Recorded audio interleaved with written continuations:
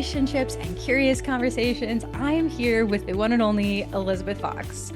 Elizabeth is the executive director of Global Encounters. It's a mission organization that puts young people on the mission field in contact with real people and real needs while discipling them toward maturity in Christ. She's a visionary, a communicator, and a travel guru, and she leads international teams with love and excellence. Welcome, Liz. Hi, it's so good to be with you and on the same time zone, actually, or close to it. Pretty epic. Yes, as close as it's been in a hot minute. For I sure. mean, we could have done this last week and it would have been on the other side of the world, but one of us would have had to be up in the middle of the night. So, Yes, exactly. Well, I'm grateful for your time and grateful that you're here. Liz, when I think of you, I think of an unstoppable adventure and I think of an unquenchable love. You put action to your ideals, all with a carry-on suitcase in hand.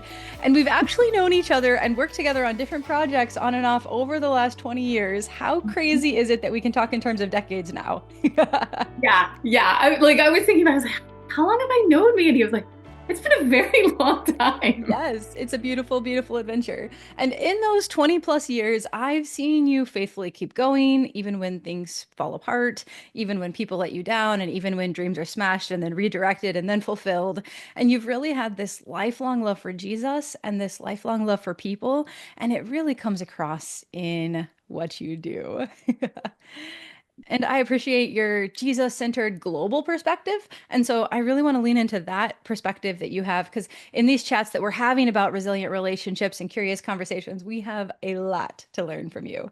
So to kick it off, Liz, what's your story? How did you become the person that will travel anywhere and do ministry literally anywhere? How did that happen? So it didn't start with wanting to do international ministry at all. I have always loved actually US history and politics and all of that, and thought I was very much headed in that direction. I had a job all lined up in Washington, D.C. I had like a place to live. Like I literally was at the point where I went to meet the people I would be working with. Mhm. And I was sitting there chatting with them, like asking about job responsibilities and like what did everybody do? Because it's kind of one of those jobs where it's like you come in there, but then like you can move up to other things that Mhm. are more interesting. But I'm listening to it and I'm like, none of this involves really working with people on the things that I think matter. And at the same time, I was considering going into more stuff with international ministry. And I was like I was just listening to this whole thing and like here I thought this was my dream and my heart was sinking. And I was like, Mhm. nothing that I want to do is involved in this. Mhm. And comparing that to I had just led my first mission team like not that long before that. And I was like, loving everything about it. I mean, I had done children's ministry, I don't know, like ever since I was a teen, you know, when you get volunteered for it. Um, and I'd also like loved working with teenagers and all of that. And then I led my first mission team and I was like, oh my goodness, it was like all the pieces came together, plus the adventure of like travel and all of that. I kind of went into it a little naive because I was like, oh, I've done children's ministry. Like, how much harder can it get that you just add in traveling to another country and another language and another currency and Easy peasy. yeah, jumped in at the deep end about how it was Yeah. deep, but also like absolutely loved it. So I was comparing the two of like mission trip versus what I thought was my dream in Washington, D.C. And I was like, oh my goodness, like I almost just pursued the wrong thing. And so I ended up turning down the job in D.C. and working like full time in missions instead. And it truly, like, it hits all, like, checks all the boxes for me, like all the things I absolutely love doing. And I'm like, I would have missed so many of them had I Mm. gone totally the other direction. And some of it's been a little bit of discovering along the way too. Like I didn't know that I absolutely love like working with different cultures and languages and all that until I did it. And then I was like, oh my goodness, like some of this was also pieces I didn't even know I needed Mhm. in my life to be like, oh, this is so much fun. I love it. I love it. And so here you are leading short-term mission trips, taking young adults and like high schoolers and young adults from the US and taking them to a different culture and a different country, and then serving the church there, connected with churches that are there. In what kind of places are you taking people to, Liz? Yeah, so it's pretty much all like it's off the beaten path places. Um, Hmm. it's places where tourists rarely show up. If I run into someone else who's like not from the country, I'm like, hey, how'd you get here? Yes, yes. My last trip, I was like deep in Thailand, like way out on the border with Myanmar, and ran into a bunch of people from England. Okay. And all of us were like, how'd you get here? Yes. And they were another mission team, like That's also your headed. story. Yeah. So Yeah. yeah, like this year I've been in Ecuador, Zimbabwe, and Thailand Mhm. specifically. And then sometimes we work in a few places that like I don't say You don't online. say for sure, but you are on the adventure and doing it missionally, which is a beautiful thing. Yeah. And I honestly love going to the places where life is hard. Mm, Like not so much the places where life is easy. I feel like when life is hard, people are more open to the gospel and they're more open to considering maybe like something that they haven't before. hmm hmm It's like hearts are just more open. hmm Because I've done mission trips to places like Australia and New Zealand and like not, I mean, I love the people there, but I was like, there's not the same mm openness to the mm. gospel that I see when I go to places like war zones. Yeah. I mean, when life is very uncertain and it's Mm-hmm. hard, like the the eternal life is a lot closer to you, Mm, but life could be very short. hmm And so yeah, I love working in honestly the hard places, which hmm means, sometimes you sleep in a hammock or on a rock hmm hard bed or, Yes. use outhouses or stuff like that. But those are actually the places that I love the most.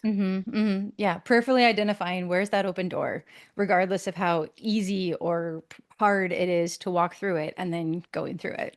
Mm, Hmm. yeah. Yeah. Yeah. So, Liz, what does discipleship look like for you in your life and ministry right now? Yeah. So there's a bunch of different levels of Hmm. discipleship going on when you lead a mission team. For sure. So, I mean, for one thing, I'm the director of global encounters, which means I have a staff. Hmm. And so there's that level of like mentoring my staff and helping them grow Hmm. in work skills. Like I've often hired like young staff that I'm like, okay, like helping them just learn, what does it mean to do this job? And it's been Hmm. cool watching some of them go like starting as say like our social media manager and end up like one of them who started as our social media manager now runs an entire company doing social Mm, media yeah. and like it's she's doing fantastic. And Hmm. so watching like those skills build to the point where like she now runs her own company. Hmm. So there's Hmm. that staff level. Then there's I work with all the team leaders. So I train all the team leaders. And that's I told you I used your book actually to train all the leaders this year. And it was fun having some So awesome. conversations. Um, they were like, oh yeah, like that question, I borrowed that one and used that one. Yes. Yes, yes, yes. So then there's the leadership mentoring of Hmm. I try to find people who have been on mission trips that I see leadership potential in Hmm. and help them become better leaders. And a lot Hmm. of times there's no way to become a better leader except to jump in at the deep end and do it. Yeah. But I love it when I can, whether it's from a distance, like getting on the phone with them and helping them think through a problem, if they're on a trip, or actually leading the team with them, which Hmm. that's my favorite, is just like, okay, there's nothing like working together through problems to Yeah. like see someone grow and become a better leader. And it's a challenge for me sometimes to like step back and be like, let someone run with it and do Hmm. it. Hmm. But that I think that's part of mentoring sometimes is like taking the step back and letting someone else do it. For sure. And sometimes God just makes me do that. Like I'll get sick and I'm like, well, I guess Here it is. I'm coming This back is now today. your job. Congratulations. Please Or like rise to I your lost duty. my voice so badly this year. And I was like, it's still kind of like it's still rough. Hmm. But I had to have one of the other leaders tell like half the stories, which I love telling the stories to the kids. But he Hmm. did such a good job when I just like had to step back and be like, I can't tell all the stories this year. Like my voice Hmm. is just struggling. And it was like cracking as I'm telling him that. Yes. So then there's the leadership mentoring and then the team members who Hmm. come on the trip. And so, I mean, I have team members from all different positions in life. I've got everything from like young teens who may have just become Christians or they're just at that point where like they're personally making their faith their own. And I Hmm. love helping them like they get to see God at work on these mission trips. Yeah. and they get to see answer prayer. I mean, there are times when I have looked at a team member who's standing there with literally their mouth hanging open, and they're like, I think Mhm. I just saw a miracle happen. And I'm like, yeah, you did, because we had sandwiches for 200 and somehow we just fed 500 children. And I don't know any more than you do where that came from, other than we serve the God who multiplies bread and fish. So I think today he multiplied like bread and lunch meat. I love it. And like seeing that happen and Yeah, realize, wait, God had me and included me in a part of that so that it did happen. That's amazing. right. Like I got to cut up sandwiches and somehow 200 turned into 500 and Yeah. I Don't know like was how it like, did. right. So I love mentoring that, but there's also like some of the team members are really young, but then we also have team members that are more like college age on up through now we have team members that are adults. Like this last team, I had people that were all the way from like 15 to like in their 50s. Hmm. Hmm. And there's still mentoring there. Like even when you're in your 30s, 40s, 50s, you go on a mission trip, you're Hmm. going to encounter things you've never seen before, Hmm.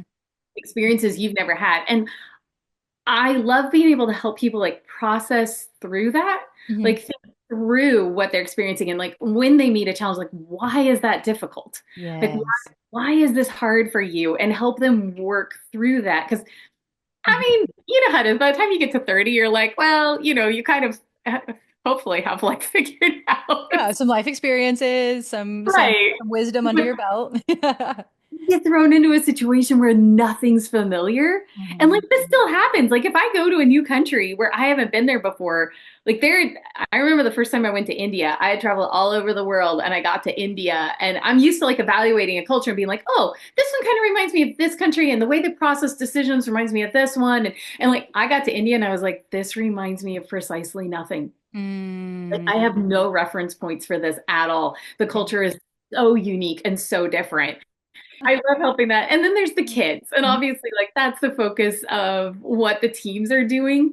And just like getting to work with kids all like some of the kids, they are Christians. They've heard the gospel before, but like other places, I mean, we say like, so in the Bible, and they're like, well, what's that book? Like, Mm. like, so Jesus, and they're like, who? Yeah. I mean, I've worked in places where like, what's God? Like, Hmm. I don't know this word. Like, what is this word that you're talking about? Hmm. And so getting to work with them, whether they're at the point where like they're really trying to grow in their faith, because sometimes I work with kids like that, or ones that are like completely the gospel blows their mind. Like they've never heard this before.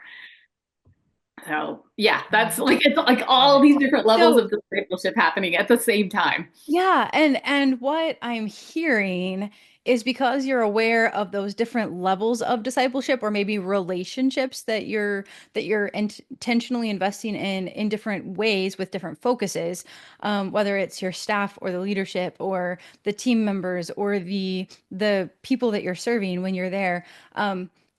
I'm wondering, do you notice that it also kind of implements a circular discipleship, for lack of a better phrase, that then the people there realize, oh wait, I also am going to do this, and I also am going to jump in and be a part of this mentoring relationship, on the team or in those different capacities. What does that look like, or what's your experience been?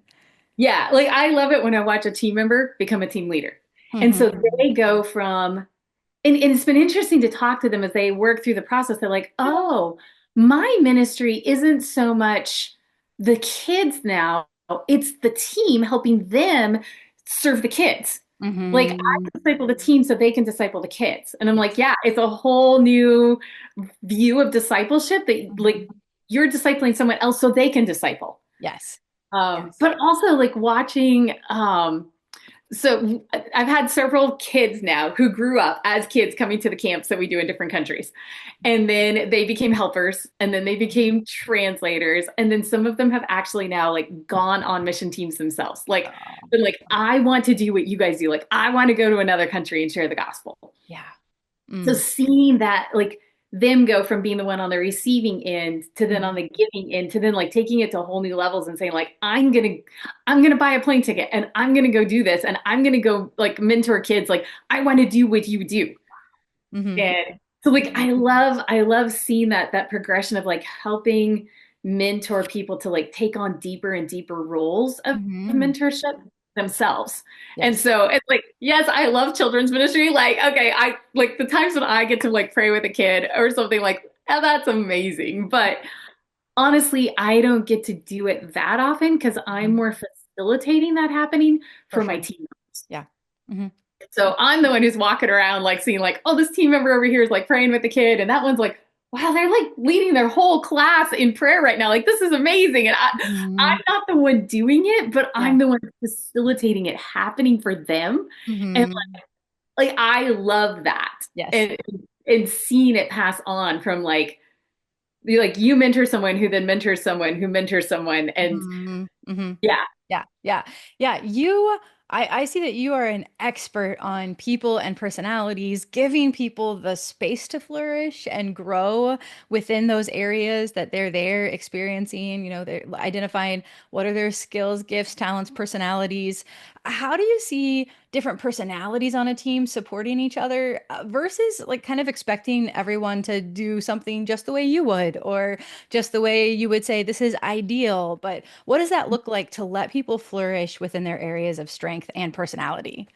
yeah, yeah. And it's true. Like you process things so differently if you're an extrovert or an introvert. I mean, just like a Hmm. very basic personality level. Yeah. So I was leading this last team with a guy who's very much an introvert, and we were talking about it, but just like being an extrovert, I need to process by talking. Hmm. The introverts need me to give them some quiet time. Just a bit. Yes, please.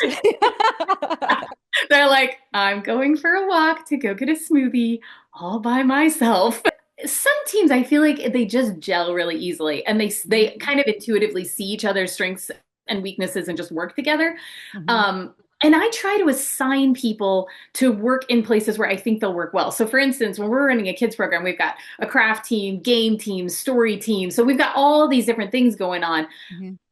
Before we start the first program, I'm trying to evaluate. I'm like, who's the most organized person on this team? Because I want to probably put them in charge of crafts. Because if I don't, it will be chaos by Tuesday. Literally. Yeah. Oh my goodness. It like I walked into a supply room for crafts and it literally looked like a bomb went off in there. And I was like, what? I assigned the wrong person. Yes, yes, yes. So I'm looking for like, okay, who is the organized person who's probably a little quieter and willing to like sit there with the kids and help them with their craft and is probably going to be an introvert? Hmm. Who is the most flamboyant, outgoing, like creative person? Probably going to put them on story team. Hmm.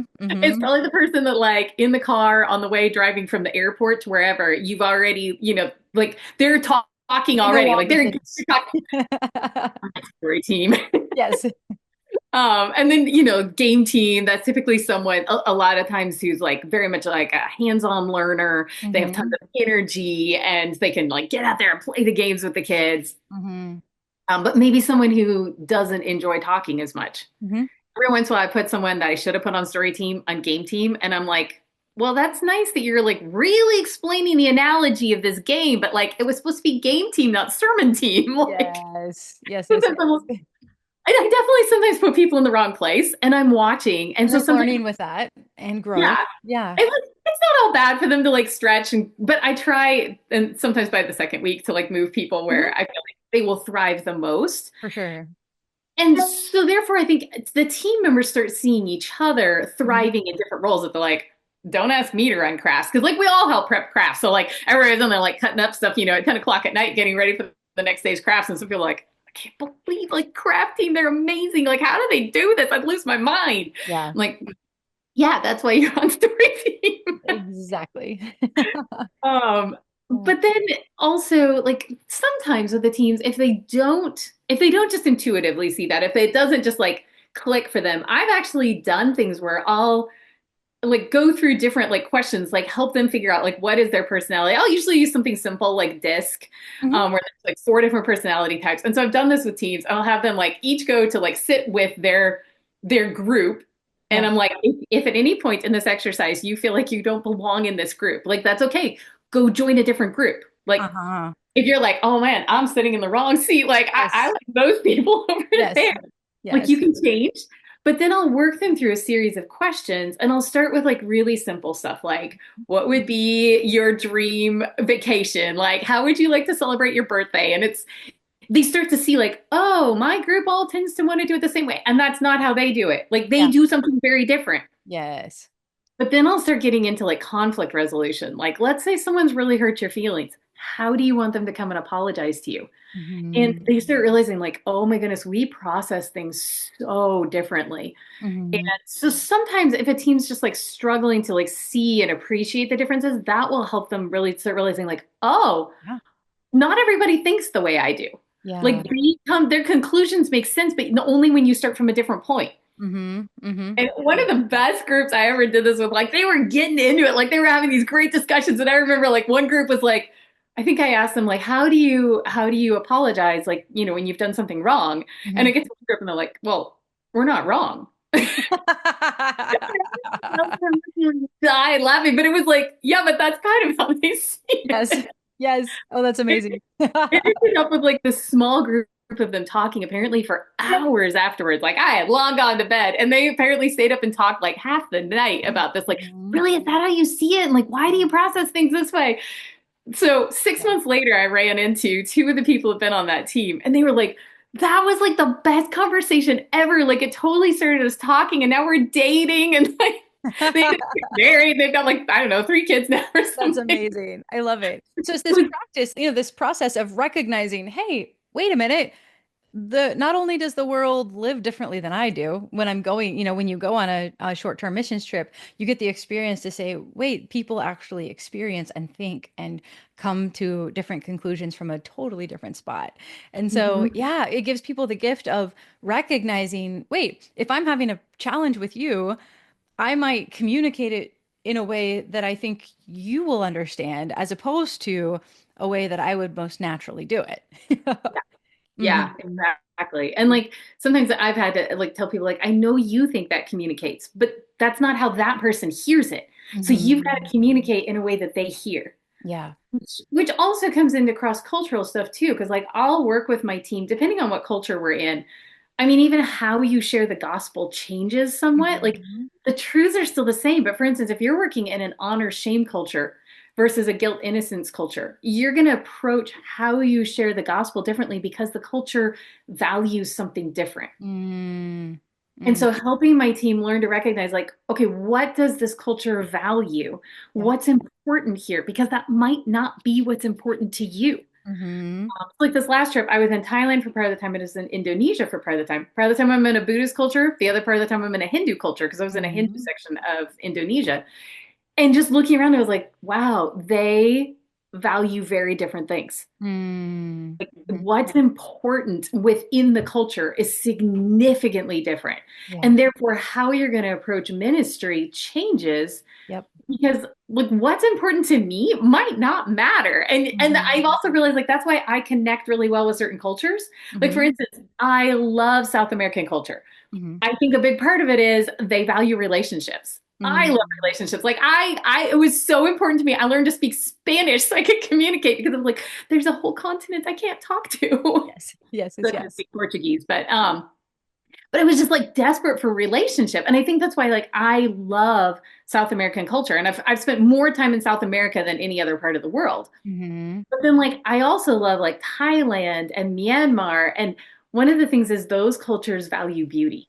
Like Mm. they just really see value in that. And you can be in one of the poorest places and it will still like there's an effort towards making things beautiful. Hmm. And like I used to work as a florist doing flowers for weddings and I like studied interior design in college and stuff like that. And it's like I connect with that. And so it's like it's a connection point.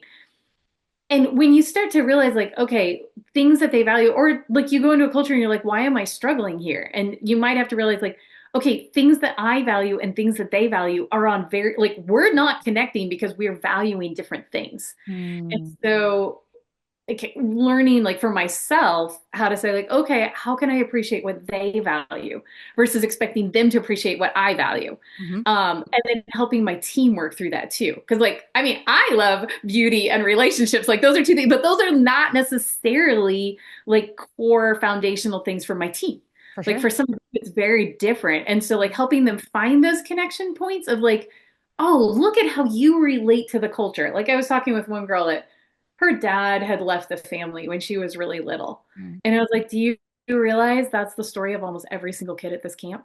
There's Mm. almost, there's hardly a kid at this camp that has two parents. Mm. Like, your story connects with them in a way that my story doesn't. Like I Mhm. grew up with two awesome parents, my whole life. And I was like, but your story connects with them in a different way. And when watching like the lights turn on for her, she was like, oh my goodness, like my story means something here. And then seeing her connect with those kids, like Mhm. in a way that I don't share that story with them. And so she connects with them in a way I don't.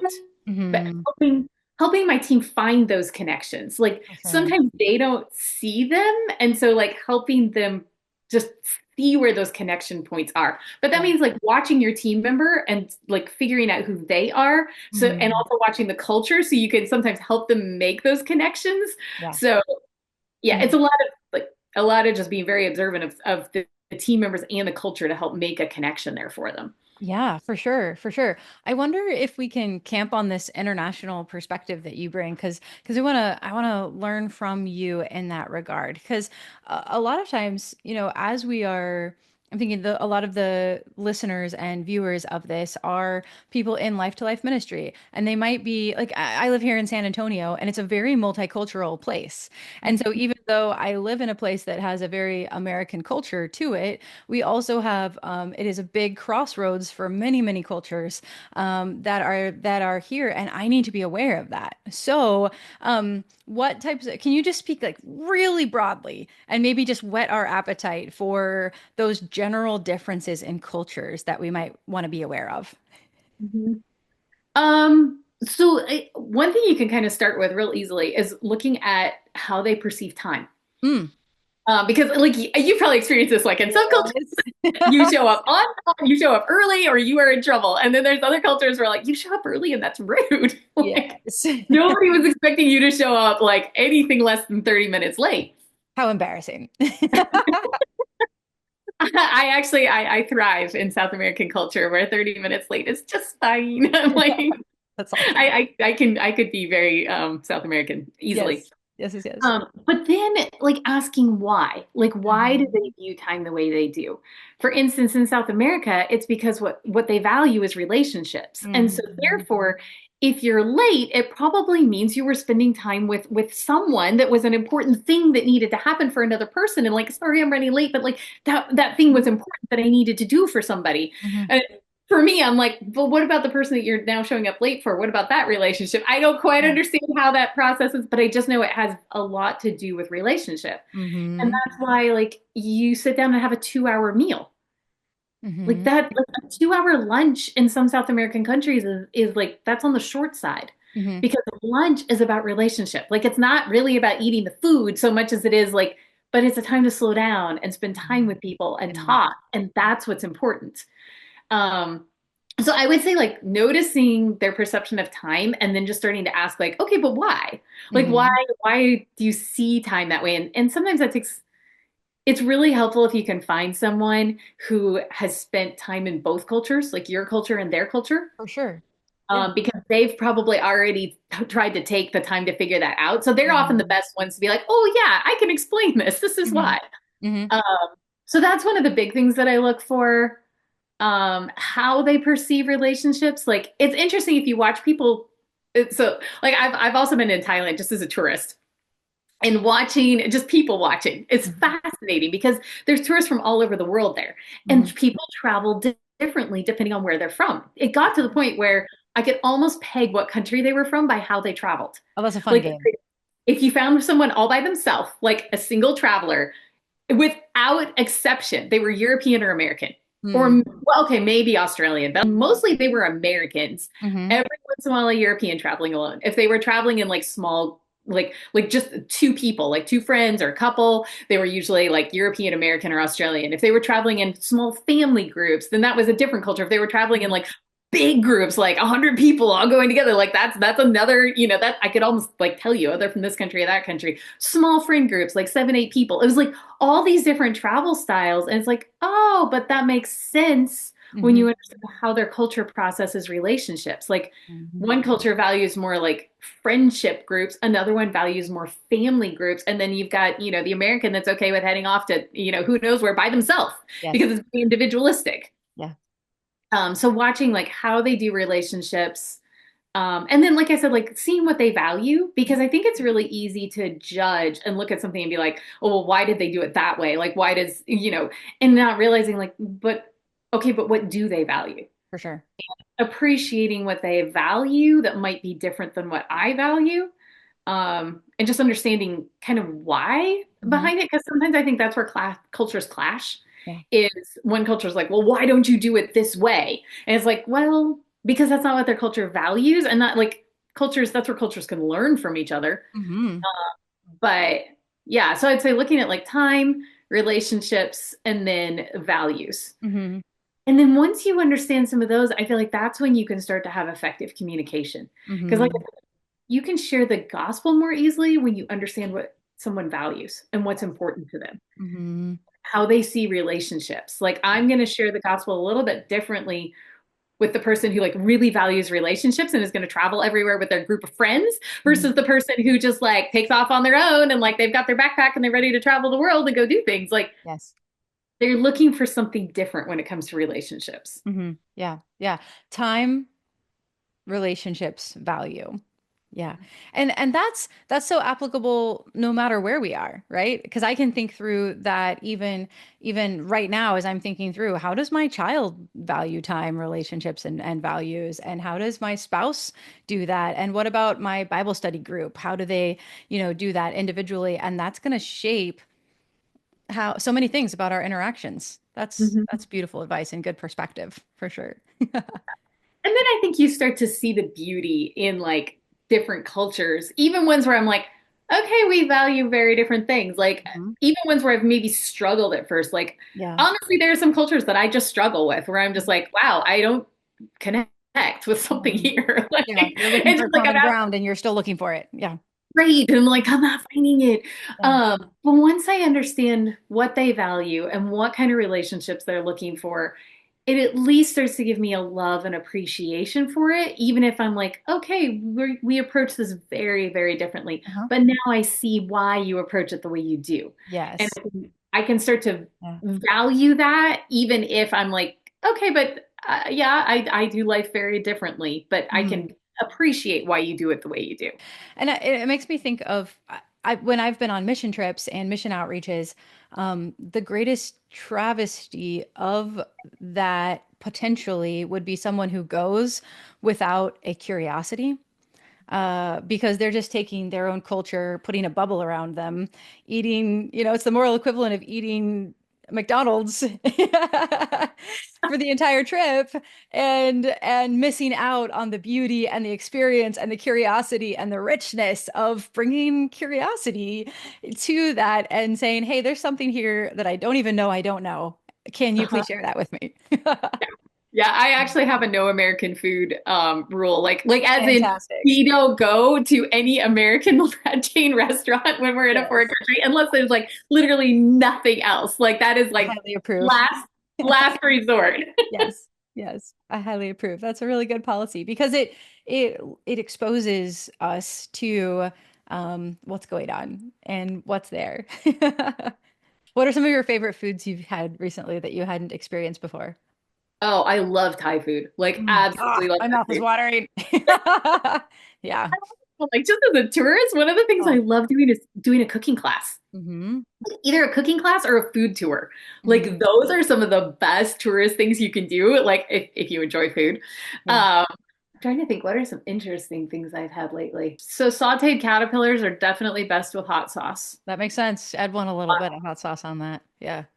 They're not my favorite. Okay. Um, like that's with hot sauce. Yes, good policy. There's like a million different ways to make noodles. Like Mm, hmm. that Hmm. Thailand is very good at. Yeah, So, and making then, healthy oh, meals. have you ever had snake fruit? I don't think so. That was a new one. I had never I had don't it think before, so. but they had Mm-mm. it in Indonesia. Okay. Literally, the outside of it looks like snake skin. Okay. Yeah, I have not. Hmm. Yeah, it's like these little overlapping, like it looks like snake skin. When you peel it, it kind of like breaks apart into these little like flaky, like snake scales. Nice. Okay. And Yeah. what is it? What's it sort of taste like? Um, oh, how would you? It wasn't like the best fruit I've Yeah, ever yeah. had. Mm-hmm. It was okay. It was more like it was novel and interesting. I'm trying to remember. Hmm. It was like not as tangy as a grapefruit, Okay. and the texture was somewhere between like a citrus. It was like halfway between a citrus and a grape. Oh, interesting. Okay. Okay. Yeah. I'm putting it on my list of things to experience someday. It's one of those things like it's not bad. It Right. wasn't one of those things where I was like, oh my goodness, I would love to have this Yeah, again. exactly. Yeah, you didn't regret it, but you might not choose that over something else next time. Yeah, Yeah, that makes if sense. mango's an option instead, I'm going for the mango. Yeah, mango for the win. Okay, Liz, we talk a lot about asking questions, active listening. What does that look like in different cultures? Because I know that asking a direct question in some cultures is gonna be perceived very differently than asking being curious and asking questions in a different culture. So, can you give us this big picture overarching thought on how questions are received in different parts of the world? Yeah. For the most part, I have found like people love it when you're curious. Yeah.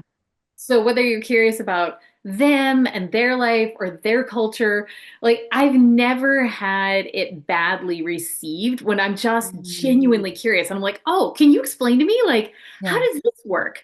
As long as you're coming at it with like the attitude of like, I want to understand, like, how does this work? Like I'm curious, like how, why? Hmm. Um, if you come at it like, well, why do you do that? Like Hmm.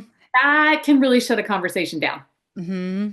So for instance, if I've been like working in a religion that I don't understand at all, I have to be careful how I approach it, that it Hmm. truly is like with curiosity of wanting to understand, not Hmm. coming across as judgmental. For sure. For I would sure. say like that's the same, like whether it's Yeah. US culture or any culture, like people want you to be interested and curious. They Yes. don't want to feel judged. Hmm. And it's like, even if I'm internally processing and being like, wow, okay, that people here believe some very strange things. Like, Hmm. but how I approach them, I still love them and I'm curious about them and I want to know how they got to where they are. Um, so yeah, as long as it's approached with like love and curiosity and humility, I've Hmm. never had questions taken badly. Hmm. I mean, you have to be careful about like, it helps if you know like what's considered taboo topics within a culture. For sure. And Hmm. that's where, like, honestly, just ask. Like, ask Yeah. a translator who's like interacted with your culture. Someone be like, hey, what are the mistakes that Americans make? Where it's like, what are the Yes. things you just don't say or Yes. you don't talk about? And Hmm. even with those taboos, I felt like once you really get to know people, like sometimes you can, even go to those topics. It's like maybe it's not like common conversation, but that doesn't Right. mean one-on-one you can't Right. ask questions So about it. relationship first. Hmm. Yeah.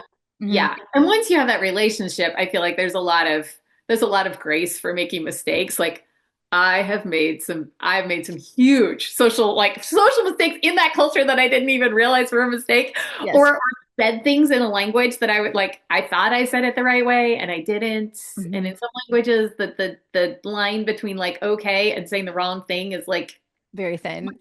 yeah, especially in tonal languages where I just like don't even hear what I said wrong. Yeah. But if they know that like you love them and you're curious and you there's a relationship there, like there's a lot of forgiveness for doing maybe asking the wrong question. And they'll like I've had translators pull me aside and be like, hey, don't Hmm. do that again. And I'm like, oh, Hmm. I'm so sorry. Like I didn't know. And they're like, I know you didn't know. That's why I'm Right. not That's why upset. I'm But telling like, you. Yeah. don't do that Having again. that relationship. Yes. Yes. Yeah. Yeah. So yeah, I think I honestly think asking questions is valued universally Hmm. because people love to tell you about their culture and themselves Yes. and their lives. They And love it and they want to share it, and you're yeah, inviting them to share it. Uh-huh. yeah. So Hmm. and that's why I also like I encourage my teams like we'll do something that's fun that's like maybe a little bit more touristy or whatever. And I'm like, and somebody's like, oh, but shouldn't we be like using all of our time to like do stuff with the kids? And I was like, no, Hmm. the host wants to show you part of their culture and their country, Yes. and they want to share something that they value. with you. Mhm. And so like, enjoy that. That's part of the experience. And also you'll understand this part of the world better when Mhm. you see what do people here say like, oh, this is part of my culture that I want to share with you.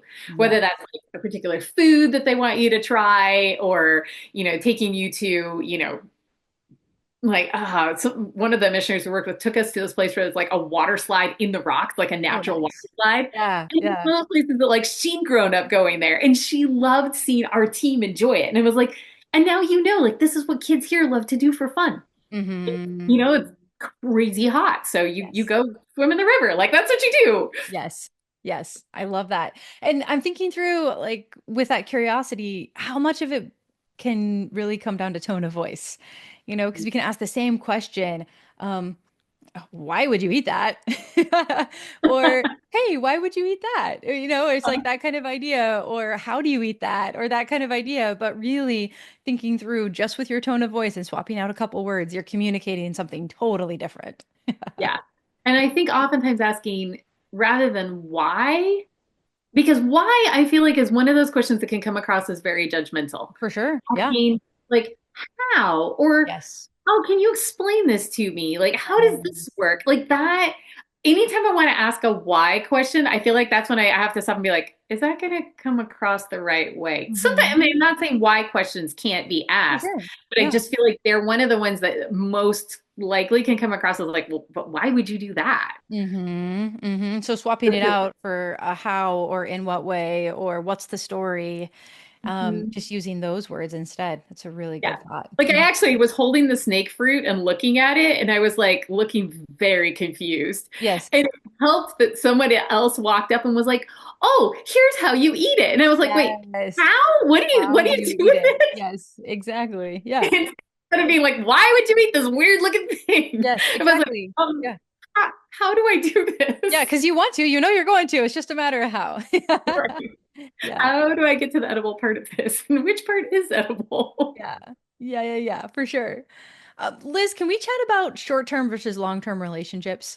I know you experience both. What's your perspective on how we keep our relationships in perspective, if that question makes sense? Because sometimes we think, oh, this is just short-term, and we lose sight of the eternal impact of 1 or 2 weeks of really focused discipleship. And then there's a meaning and a beauty in like going back. And so you're saying, hey, I'm going to stay engaged with you. It was just short-term, but then I'm going to stay connected. So, how do you balance the tension between those two realities, or just kind of welcome the beauty of short-term relationships, long-term relationships? Please expand. Yeah, that used to really frustrate me because I wanted to stay like in long-term contact with like everybody who'd ever been on a mission team with me and by Yes, the time you've been on a couple of mission teams you realize that's impossible. Like, can't do you that. know, within a few mission teams you've maybe traveled and between your translators and your team members and the kids like you've interacted with hundreds to thousands of people. Mhm. And so I was really frustrated. I was like, but like I like these relationships, like I need to, give them value and importance and all of that. And I was praying about it. I was like, God just told me, like, I give you some relationships for long term and some for short term. Mhm. And be okay with accepting the relationship that I gave you, like the level of relationship. So sometimes it's a matter of like asking God, like, is this a long term relationship that I keep investing in, or is it a short term relationship? Because our time is limited. You only Mhm. have 24 hours in a day, unless you're crossing the date line and flying. But like you also just only have so much emotional energy that you can give. And so sometimes it's like, and a lot of times it just happens naturally. Like there's that team member that you had really in-depth conversations. It was great. Like there Mhm. was really like something that you talked about that was super meaningful. Yeah, And then, you don't hear from them afterwards. And it's like, okay, for sure. that's fine. And then there's those other ones that keep coming back. And Mhm. like it is someone you're like, okay, this is someone that I'm gonna keep pursuing this relationship with them and keep investing in them. Yeah. So I think it's somewhat just prayerfully asking God, like, what level of relationship is this? Mhm. And like you said, like seeing the value in the short-term relationships. Mhm. Like I can look back in my past and see some honestly like life-changing things that happened because of an interaction with someone that was only there for a short period of time in my life. Mhm. And maybe even like one conversation. Yeah. There was that conversation was life changing. Mm-hmm. And it wasn't necessarily someone that like I had years of relationship with. Mm-hmm. No, I mean those years long relationships, those are fantastic. I love those. But I can Yes. look back and see like, yeah, but sometimes God used someone who's only in my life for one day. Right. And that changed my life. I mean, and you look at like you see that in scripture too. I mean, look at the guy from Ethiopia that like he literally met Philip on the side of the road. Philip led him to Christ, and then God takes Philip and puts him Love that. someplace else, Mm-hmm. which I'm like, man, talk about short-term mission trip. Like I want that version of travel. Or like sit on the airplane version. Like God just literally was like, up, next place. Yes. Ethiopian goes on his way like rejoicing, and his whole trajectory in life was changed because of that, just Mm-hmm. because of a couple hours of interaction with a Christian who was listening and asked some great questions and like use that as a springboard to ministry. Mm-hmm. So not Mm-hmm. all relationships need to be long term. Like Yeah. did Mm-hmm. you invest yourself in the time that you had and accomplish what God had for you with that relationship Yep. in the amount of time that he gave it? Mm-hmm. And that might be one day, it might be one week. Um, Mm-hmm. I do deliberately when I'm scheduling ministry things, I tend to say no to one day things and say yes to like week long. For Um, sure. longer I can have with people, the more effective I feel like it is. That makes sense. Unless it's something where it's like, oh, I taught in that school last year or at that Yes. church or something. It's like there isn't time to spend a whole week there this time, but I'm just going to go by for an afternoon. Just Yes. touch bases and say hi and let them know like, hey, I remember you guys. Right. Yeah. But you're recognizing that your time is finite and that your energy and resources are. And so you're choosing those open doors again that are the most return on that investment as God directs. Listening to you reminds me, I had a conversation with someone named Dr. Jonathan Rogers on another conversation, and he's a writer, and he said something amazingly profound. We were talking about like, how do you have a conversation where you feel like you're not posturing, that kind of idea, Uh-huh. and Yeah. he said, when I remember that I'm justified in Christ, I then don't have to justify myself to someone else. And it's such a beautiful truth. And it's what you're talking about, really. Like when you're secure in your identity, in your justification, your perspective, and that understanding of the sovereignty of God, you realize that you're going to be all in on those places that God's calling you to, but you don't have to, like, there's a freedom in that as well. To recognize there's different intensities, different depths, different lengths of relationships. And your call is to show up and be present and to share the truth and let those relationships be what they will be. Yeah. And Mhm. take the gift that God gives you without stressing about like trying to make it something that he didn't give to you. Yeah. Like, okay, like, oh, but every relationship has to be like, I have to stay in touch with all these kids that I worked with like for Mhm. years. And I'm like, how are you going to do that? You don't speak the language and they don't have internet. Like, Yeah. Take the gift that God gave you. I love that. Yeah. And that applies to us no matter what culture we're in, no matter what our regular day looks like. Take the gift that God gave you and make the most of it. But mhm. don't go trying to conjure up something that's not there. Mm. Yeah. And then you can truly enjoy the gift that God gave you.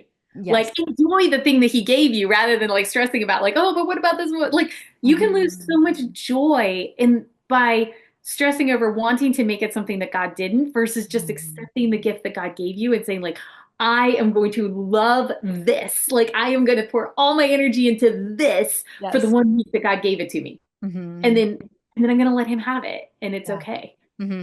Hmm. Yeah.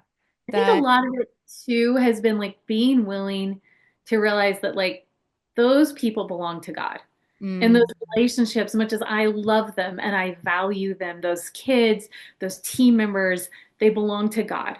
Hmm. And he loves them more than I do. And it's his work in their life. And Hmm. he invited me to be a part of it, whether that's for one day, one week, one year, potentially to be a part of, like years long relationship with them. But it's his ministry that I get to be a part of, Yeah. not my ministry. If it's my ministry, then it's like, oh, but it ended and this is terrible and it was only one week. And it was opposed to, I'm like, no, God's still working in that person's life. Like, Mhm. just because I'm not there doesn't mean God's work isn't going on. Like, he'll have someone else that comes and tells him about his love this week in a different way. I was his messenger and his person for that week. Mm-hmm. Mm-hmm. Mm-hmm. And it brings up what you were talking about earlier, which is you've had those deeply life-changing interactions and moments when you were with someone for 6 hours or for one day or for one week, and trust that God's work in someone else is just as mighty, just as sovereign, just as life-changing as his work in you. That's a really great perspective. And it helps you not take on responsibility that you can't carry.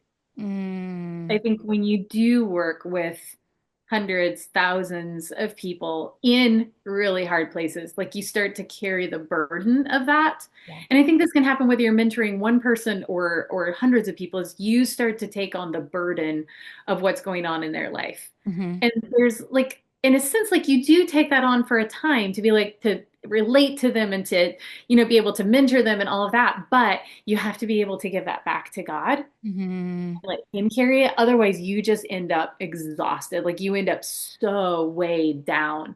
Mm-hmm. Because I mean, I can't change the fact that some of my kids that I've worked with are living in a war zone right now. Like one of the schools that I worked in last year was just targeted by a bombing raid a couple weeks ago. Mm-hmm.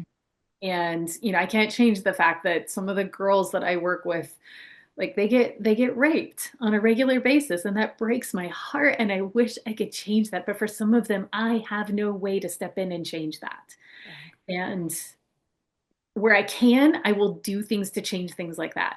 for But sure. where God hasn't given me that, I have to remember what's his responsibility versus mine, Mm-hmm. and let him carry his responsibility, because otherwise I will become overwhelmed and Become depressed. And then undone. Mm-hmm. and then I can't invest in what God has in front of me right now. Yeah, wise words and ones that apply to all of us. Why am I doing this? How am I doing it? And how am I carrying the weight of what I'm doing? Is that something that I should give to Jesus and trust him with those results? Hmm. Yeah. And it's a lot of praying, like, okay, God, do you want me to do something about this need that I saw? Yeah. Or is that not my role? Like, is that your role? And that's Mhm. hard. That's hard to work through that, because there's somewhere it's like, I wish I could do something about it. Right. And he hasn't given me that ability. And then there's other times where he has. Like there are times when I can step in and make a difference in some of those areas. Wisdom and a constant dialogue with God. Okay, okay, God, what does this look like? What am I supposed to do here? Liz, I'm so grateful for your time. I'm grateful for your ministry. I'm just grateful for what God is doing in and through you. I am pretty delighted and I know he's so proud of you. Sure. How do we find out more? How do we stay in touch? Yeah. So I'm most active of all the social media platforms. I'm most active on Instagram. So there's my personal one is at California Fox. I still claim California as my home state, even if I haven't lived there in a very long time. Fantastic. So at California Fox or at Global Encounter is the ministry one. Mhm. And so if I'm out with a team, I'm kind of posting back and forth Getting between the those two. updates. Hmm. Yeah. So globalencounter.com is our website. So yeah, that's where people can find, like, I mean, hey, if you want to go on an adventure in some foreign country, I know how to make that happen. Absolutely. Yeah, Elizabeth is your gal. That is awesome. Can you share where you're headed to next? Yeah, I'm actually headed to Zimbabwe. I'm going to Congrats. be running at a camp there with an entirely Zimbabwean team this time. That's So amazing. yeah, Yeah, yeah. yeah, that's amazing. And what trips do you currently have scheduled for 2025? So we've got Romania in June, Ecuador in July, Hmm. Zimbabwe, July, August, and then a music team in Zimbabwe, which that's super cool. Like it's like a whole different platform of doing it. Oh, yeah, Um, it's gonna go deep. but that's going to be in August, Yeah, and I think my dad is actually gonna go on that one with me, hopefully, that which is makes really sense fun. because he's a huge musician. Yes.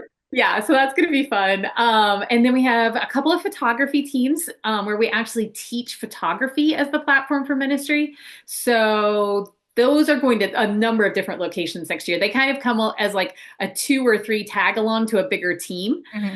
So they'll probably be working in Ecuador, Zimbabwe, and Thailand next year. Hmm. Hmm. And then Thailand in October.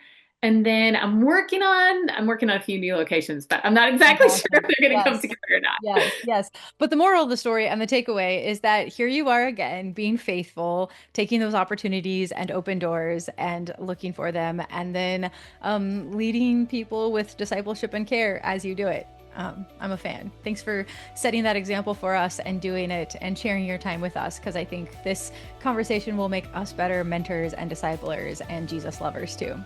So. And your family has been like a huge inspiration to me over the years. Like, yeah, like your dad was one of the first people I sat down and explained my whole idea of what global encounters and like this crazy idea I had to start a new mission organization to work with kids. Yeah. And rather than like being like you're crazy, which I probably was, but like he asked some good questions. He was like, so how are you going to do this? And how are you going to make this work? And like, he was one of the first people to like really believe in me and be like, you can do this, like, go for it. You can make this happen. Yeah. Yeah, yeah, I love it. And your life is an example of what one person fully dedicated to God can do and what God will do through that person. So I can't wait to see what that looks like. And I can't wait to see and stay in touch. Well, thanks for making this happen. It was fun. And thanks for the book. Like, I have used that with training my team leaders, and it has been really helpful. Like, it has helped increase the level and the depth of conversations that we've been able to have. Like, you know, driving through, I got lost in the mountains with an entire team in Thailand, and you know, some great conversations in between throwing up. Yeah, yeah, it gives you the opportunity to make the most of those inopportune moments as they come. Like sitting on the side of the road because like one or two people were not feeling good and we're getting over being queasy. It's like, well, you could have a great conversation sitting on this random mountain road. That's fantastic. That's fantastic. Well, may you have many, many fantastic conversations in your year to come. Thanks so much, Liz.